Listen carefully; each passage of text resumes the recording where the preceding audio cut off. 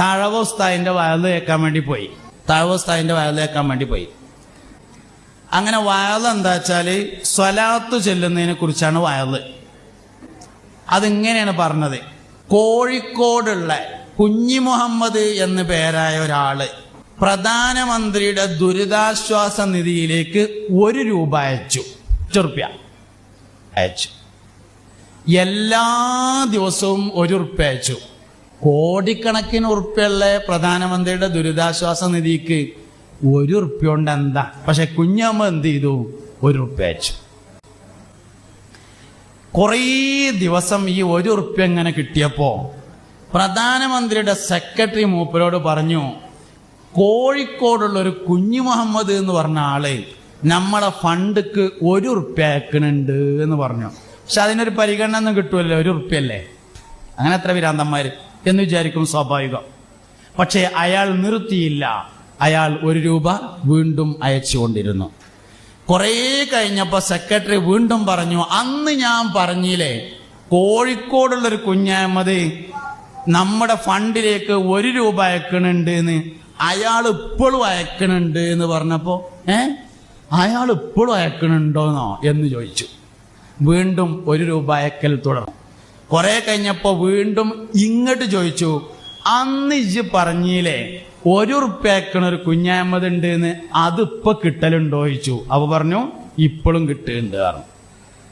അങ്ങനെ പിന്നൊരിക്കൽ വലിയൊരു ഉദ്ഘാടന പരിപാടിക്ക് വേണ്ടി പ്രധാനമന്ത്രി കോഴിക്കോട്ടേക്ക് വരികയാണ്. വരുന്നതിന്റെ മുന്നേ തന്നെ പറഞ്ഞു, അന്നത്തെ ആ കുഞ്ഞഹമ്മദ് ഉണ്ടെങ്കിൽ ഒന്ന് സ്റ്റേജ് നമുക്ക് ഹാജരാക്കണം എന്ന് പറഞ്ഞു.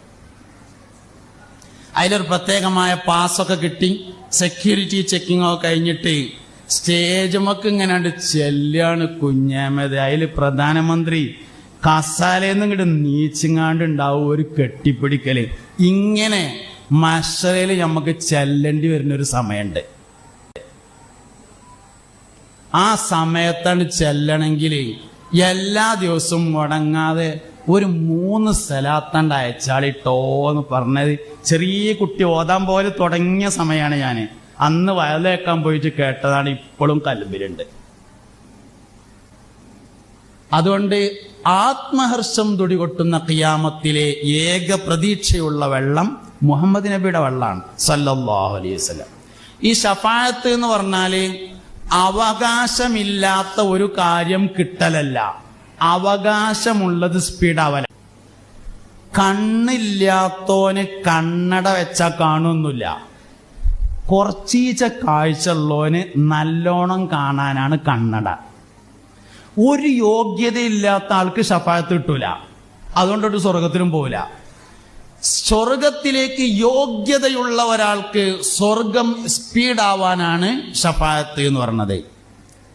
ആ ഒരു ശഫാഅത്തല്ലാതെ വേറെ ഒരു പ്രതീക്ഷയും മശ്റയിലില്ല, വേറെ ഒരു പ്രതീക്ഷയില്ല.